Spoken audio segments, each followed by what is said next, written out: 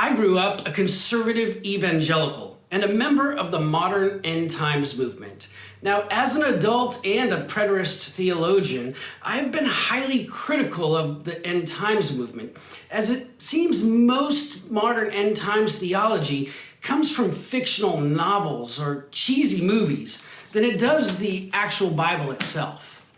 Now, over the course of time, some of my critics have warned me and said, I feel sorry for you because if the Antichrist comes, you won't be able to recognize him.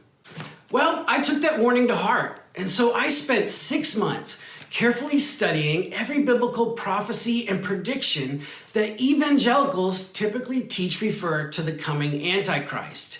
And in the end, I have decided to compile them all here for you so that you too would be biblically equipped to spot the Antichrist. Now, interestingly enough, the Bible actually does tell us a little bit of background about the Antichrist and tells us what the circumstances will be when he rises to power. And so number one, in Daniel chapter 7, verse 23, the Bible tells us a few foundational things. Number one, it tells us that the Antichrist is going to come from a future nation that did not exist at the time the author wrote that. Number two, it says that the nation the Antichrist comes from will be one that has the power to destroy the entire world if they wanted to. That, of course, points to a nuclear superpower, and the United States and Russia being the two biggest nuclear superpowers, it would seem to narrow us down there. Now, Daniel goes on to actually give us a third clue that's really helpful. He says that the national symbol of this country will be an eagle. And then finally, when we pair that with the book of Revelation, Revelation tells us that the Antichrist will come from a country that is full of many different nationalities, languages, and cultures. So when you put all that together, it certainly seems as if Daniel and Revelation are predicting that the Antichrist would most likely be a president of the United States.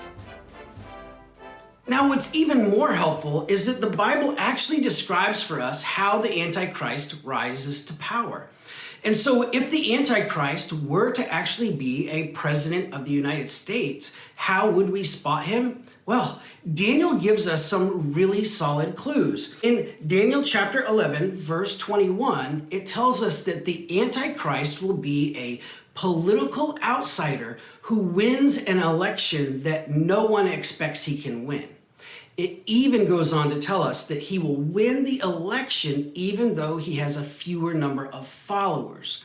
That, of course, points even more to the United States, since it's one of the few places I'm aware of where someone can lose the vote and have less supporters and actually win an election. Ezekiel tells us even more about the background of the Antichrist. In Ezekiel chapter 28, verse 5, it tells us that the Antichrist is going to be a wealthy businessman who made a lot of money in trade deals. Daniel actually goes on and says that the Antichrist will win the election for two reasons. It says that first, the Antichrist will have an edge because he will form a secret alliance with an outside entity who helps use deception in order to make him win.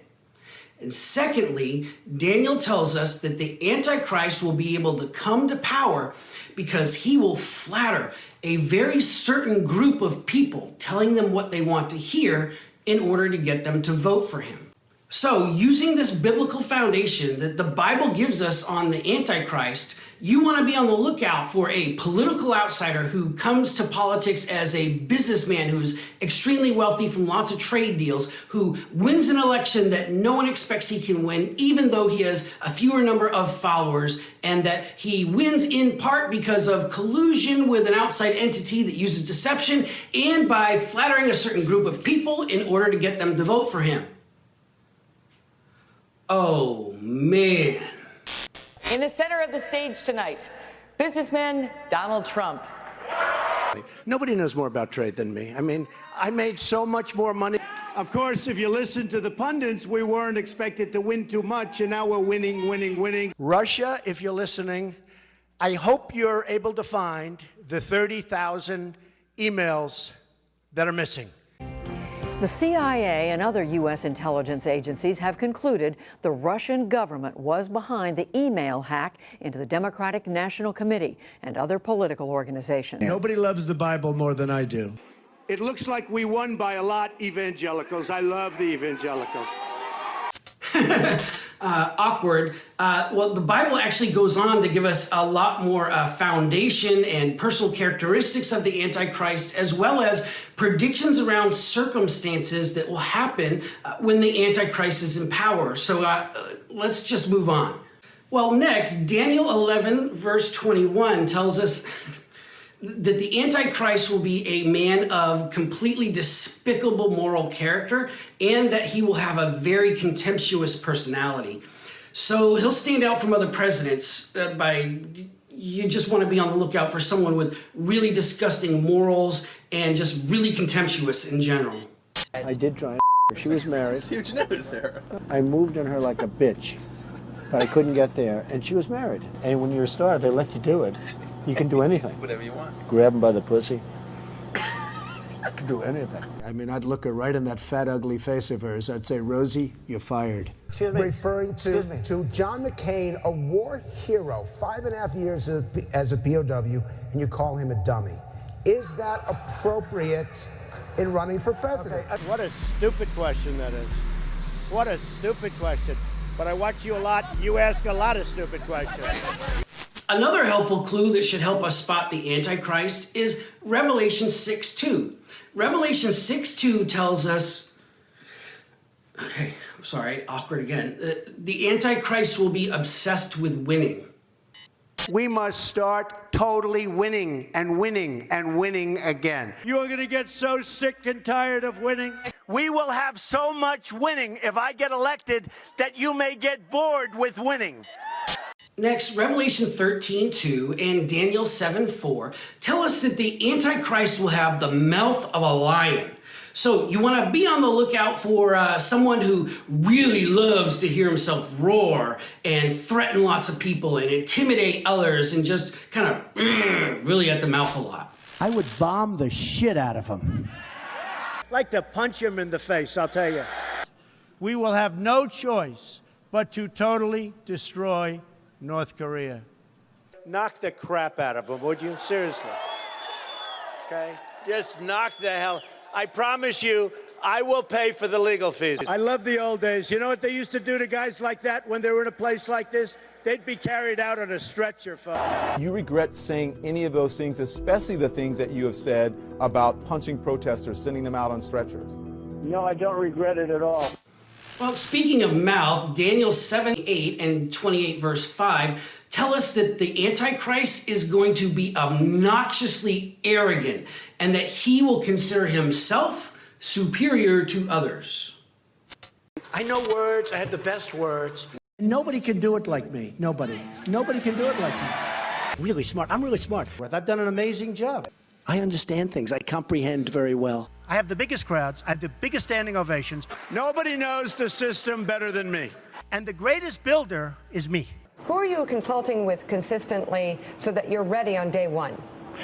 I'm speaking with myself, number one, because I have a very good brain. Trust me, I'm like a smart person. I will be the greatest that God ever created, believe me. Now, the Bible gets more specific as it goes on. Daniel chapter 11, verse 24, tells us that the Antichrist, when he comes to power, is going to have a unique way to profit off of being president, and that it's actually going to make him richer. So be on the lookout for a president who has some kind of ready-made business setup that allows him to make money and get richer as soon as he becomes president. At issue is the rarely used emoluments clause, which basically says the president can't accept money from a foreign state. In this case, a lawsuit filed by the attorneys general of D.C. and Maryland point to the profits brought in by the Trump International Hotel. It's just down the street from the White House. It's the landmark converted former post office building, just steps from the mall, a popular spot for visiting foreign governments.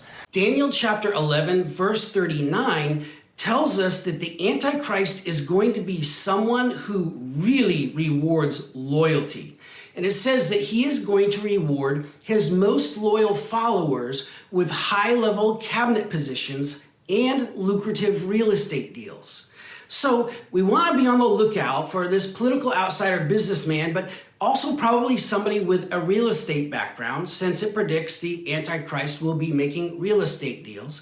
And be on the lookout for someone who doesn't seem concerned with assembling the most qualified team he can, but instead decides to just appoint the most loyal people around him. Daniel 8:25 tells us that the Antichrist will help make deceit prosper.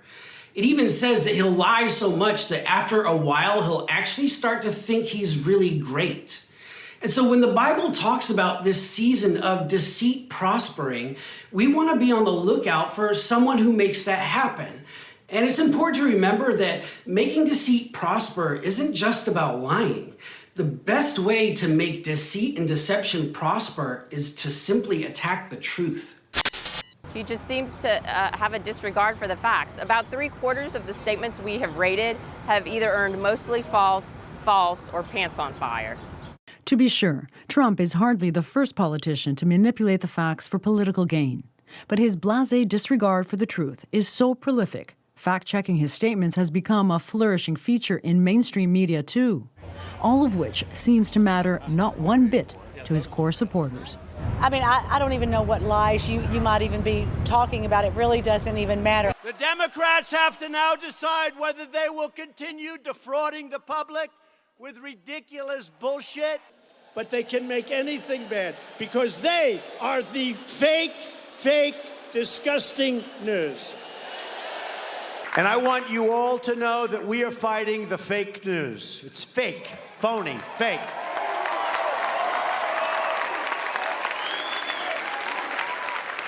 A few days ago, I called the fake news the enemy of the people, and they are. They are the enemy of the people.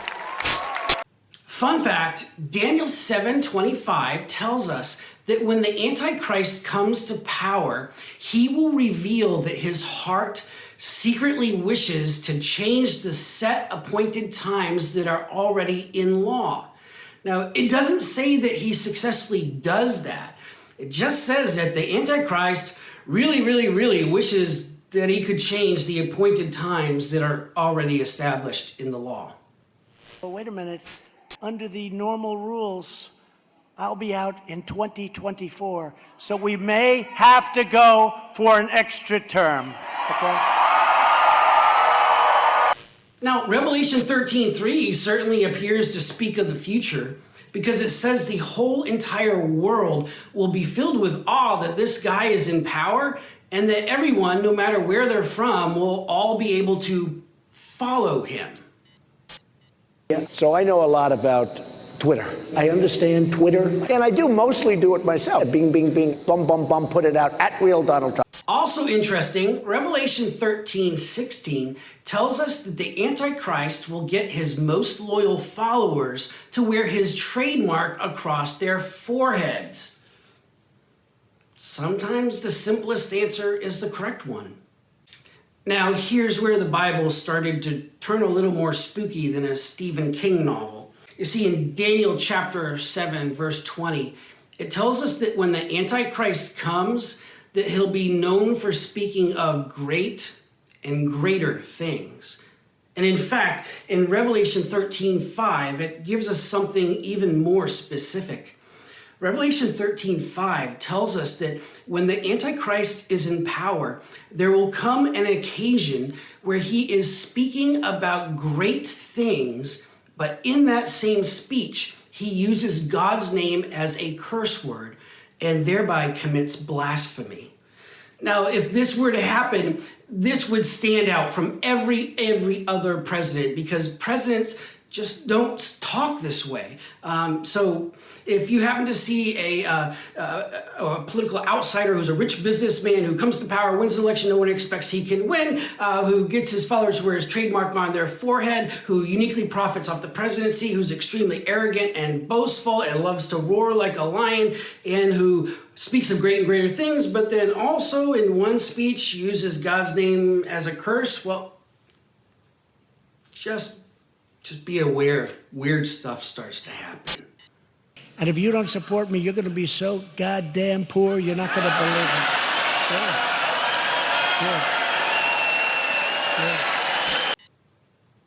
Daniel 11, verse 25, tells us that the Antichrist will spend his time in office having a feud along his southern border with the king to his south. From everything here, it certainly seems like the Bible is describing that the Antichrist really wants the king to his south to give him something. So the Mexican government is not happy with me, to put it mildly. We will build a great wall along the southern border. And Mexico will pay for the wall. We will build the wall, believe me. And who is going to pay for the wall? Who? 100%, folks. Now in verse 25 through 29, it tells us that negotiations between the Antichrist and the king to his south fail, because the kings to his south have no interest in dealing with the Antichrist and are not going to give him what he wants. México no cree en los muros. Lo he dicho una y otra vez. México no pagará ningún muro.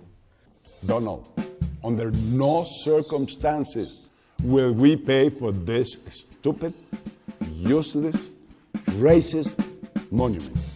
In Daniel 11:28, it tells us that the Antichrist becomes so angry that the king to his south won't give him what he wants, that his heart turns against the people, that ethnicity, and that the Antichrist will decide to deliberately cause them much harm and pain and suffering. What's new tonight? The estimates that it's now nearly 2,000 migrant children ripped from their parents under these new orders from the Trump administration. The Trump administration's zero-tolerance immigration policy comes under fire. It was voices like this little girl's, heard in a recording, first obtained by ProPublica, that provided a glimpse into the consequences of the directive issued in April. The 6-year-old girl pleading repeatedly for someone to call her aunt.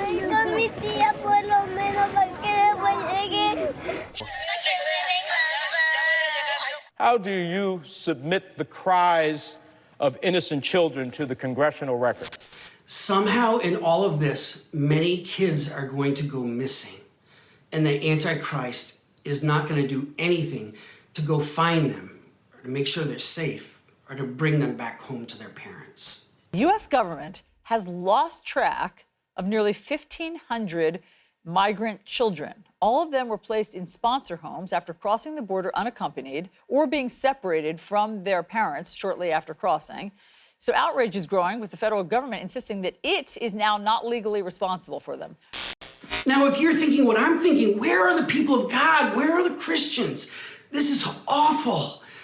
Well, the book of 2 Thessalonians tells us that during this time, there will be a great falling away in Christianity in that nation, and that many will become unfaithful to God and follow the Antichrist. And this will happen for a few reasons. Number one, because it says the Antichrist's rise to power will be so improbable that it's almost going to seem like a miracle from God. And secondly, in Revelation 13, it tells us that when the Antichrist comes to power, that he's going to have the support of the most visible Christian leader in that nation, who's going to do much to help ensure Christians support him. I believe it was God.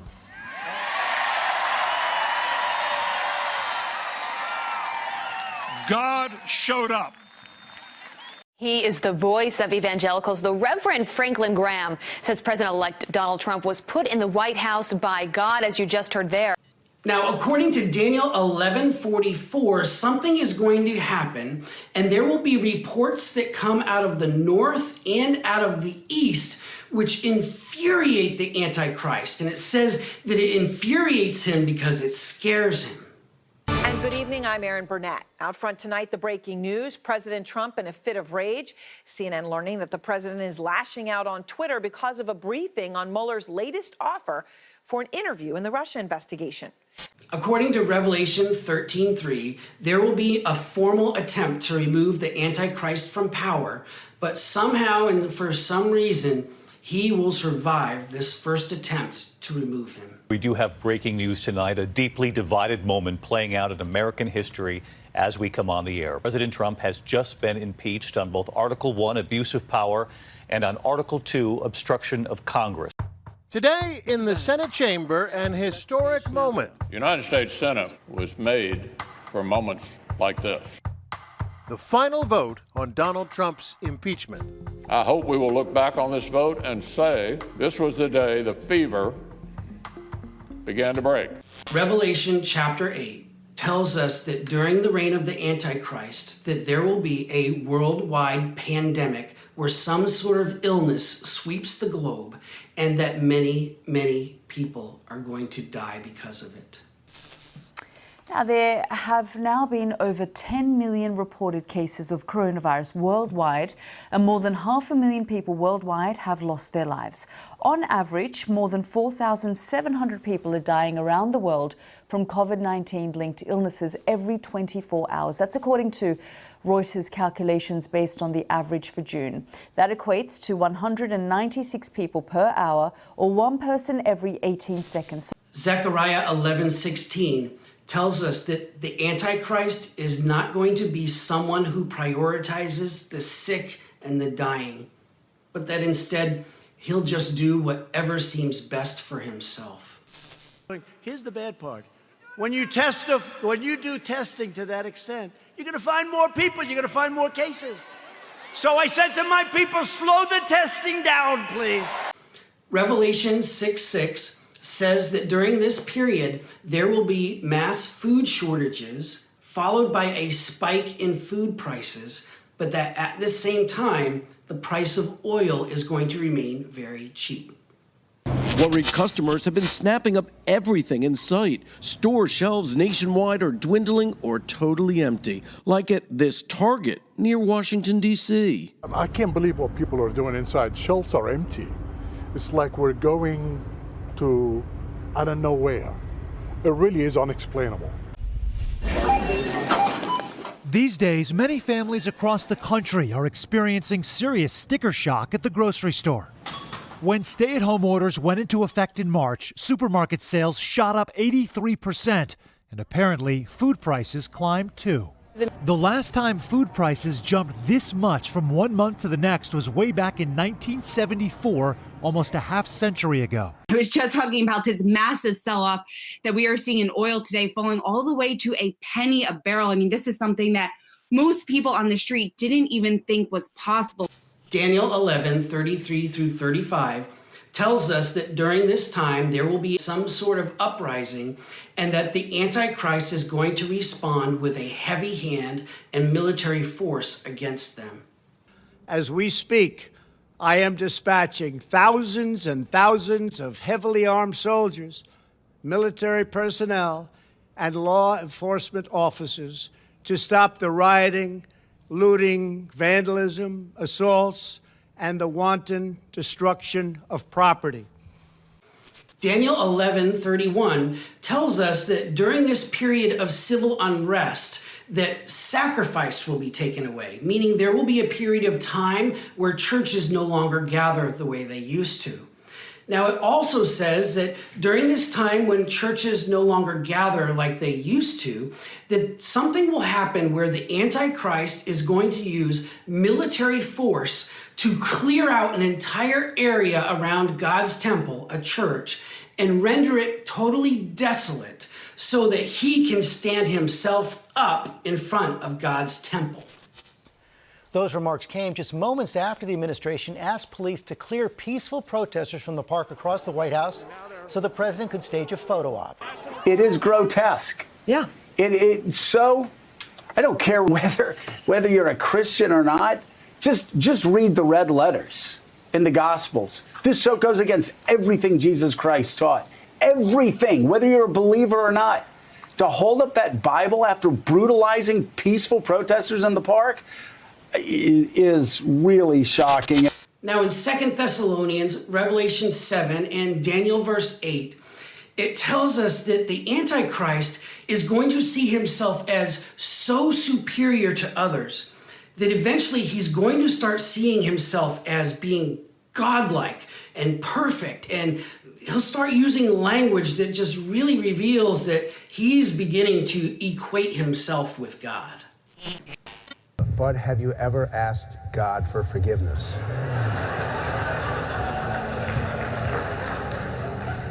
I'm not sure I have. I just go and try and do a better job from there. I don't think so. Why do I have to, repent? Why do I have to ask for forgiveness if you're not making mistakes? This morning, the president thanking Wayne Allen Root for calling him, quote, the greatest president for Jews and Israel, and also for saying that, quote, they love him, Trump, like he's the second coming of God. I am the chosen one. Now, for the number one biblical clue the Bible gives us in spotting the Antichrist is something so specific that it could probably only apply to one person in all of history. So when you see this person, you're going to know it. In Daniel chapter 11, verse 37 and 38, it tells us that the Antichrist will not worship the true living God, but that the Antichrist will worship the God of border walls. I'm not even joking. The Bible actually says that the Antichrist is going to worship the God of border walls and that he will worship him with much money. You see, it calls it the God of fortresses, and when you research what this word means, this fortress was literally a wall around a city. And in other commentaries, we see that many think that this wasn't even referring to a real deity at all. That many simply think that the Antichrist is going to be someone so obsessed with a border wall and so obsessed with giving money to this border wall that it might as well be his God. Daniel 11, verse 32, tells us that with smooth words, the Antichrist will lure away many from Christianity and will get them to become unfaithful to God. But the Bible goes on to say here in verse 32 that the people who know their God will firmly resist him. And so, my friends in evangelical land, could you spot the Antichrist? Well, considering everything the Bible has to say so specifically about the Antichrist, I think the better question is this. If someone were to come along, and if this person were to legitimately meet almost every single biblical description and prediction of the Antichrist, would you follow him?